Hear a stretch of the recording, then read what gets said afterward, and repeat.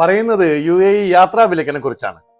അസ്സലാമു അലൈക്കും. ഞാൻ സാജിദ് വള്ളിയത്ത്, യൂസുഫ് അൽ അമാദി അഡ്വക്കേറ്റ്സ് ആൻഡ് ലീഗൽ കൺസൾട്ടൻസി. UAEയിൽ യാത്രാ വിലക്കുള്ളവർക്ക് ഇതുവരെയും വിലക്ക് നീക്കാൻ പ്രത്യേക അപേക്ഷ നൽകണമായിരുന്നു.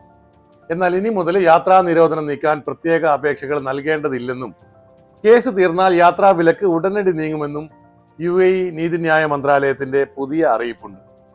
യാത്രാ നിരോധനം നീക്കം ചെയ്യുന്നതിന് ഇതുവരെയും പല നടപടിക്രമങ്ങളും പാലിക്കേണ്ടതുണ്ടായിരുന്നു.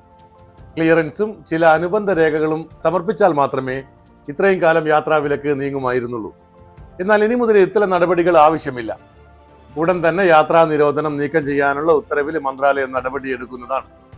ഈ നടപടികൾ പൂർത്തിയാക്കാനുള്ള സമയവും ലഘൂകരിച്ചിട്ടുണ്ട്.